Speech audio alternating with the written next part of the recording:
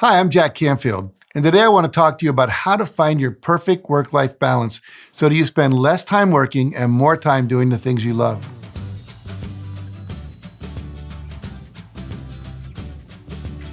You know, in today's fast-paced work environments, achieving work-life balance can almost seem impossible. Technology has made us accessible 24 hours a day. The stress of never taking a minute off impacts our health, our relationships with our loved ones and our friends, and our overall happiness. The days of leaving the office at 5 o'clock and driving home in peace and quiet are over. But the trick is to figure out a happy medium and follow a set of principles that allow you to keep that stress in the office where it belongs, in the office. Maybe no stress there at all. We'll talk about that as well. Well, first, it's important to have as many days of recreation, which means recreation, to recreate yourself so that you can come back to work rested and refreshed. However, it's challenging to create that kind of time without a system.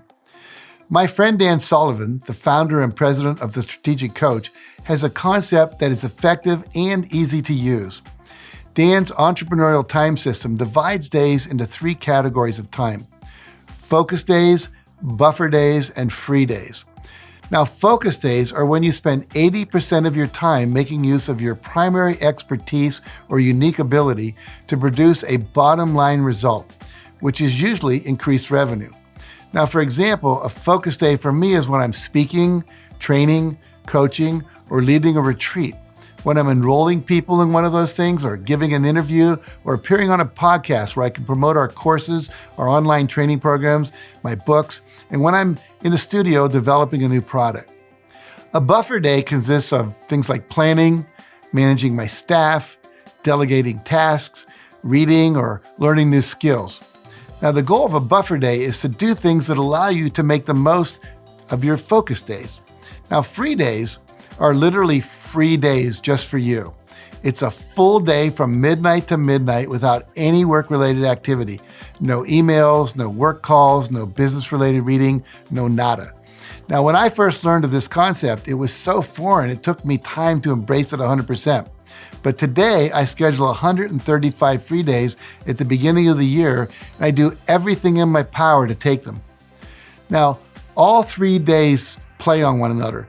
Buffer days build skills and make improvements that support your focus days.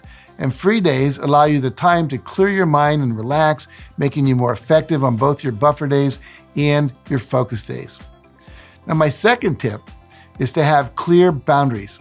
In today's high-tech world, it seems requests come in from every angle.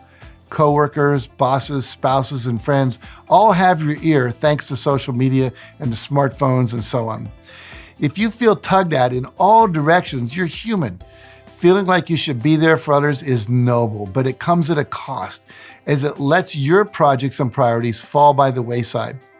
Now, the answer to this problem is quite simple. Learn to set boundaries and say no. Now, saying no to those you love isn't against them, it's for you. And here's a valuable phrase when you say no to someone. Just say, look, it's not against you. I love you. I care about you. I think what you're doing is important. But if I say yes, it'll be against me because I'm focusing on this right now. People will respect that. Now, I have the word no written in large letters in several places on my desk and on my computer to remind me of this so that I can say no.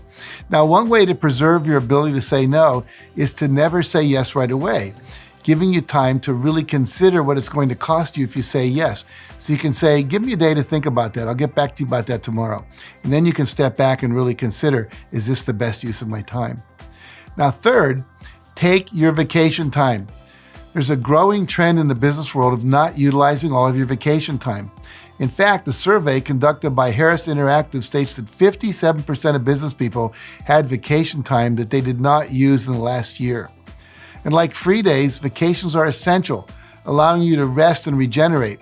When you return from a vacation, you've allowed yourself a reboot, and that makes you a more effective entrepreneur or a more valuable employee where you work. This is why it's important to plan and schedule vacations for yourself in advance. A holiday doesn't have to mean a week or more. It can be a long weekend, exploring your favorite city or taking a road trip with friends.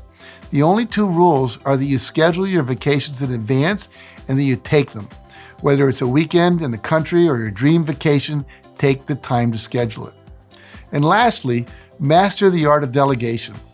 Delegating allows you to stay in your lane, whether you're a trainer, speaker, author, or entrepreneur, or manager of others. For example, a real estate agent should spend time doing those things which directly create commissions, listing and closing properties.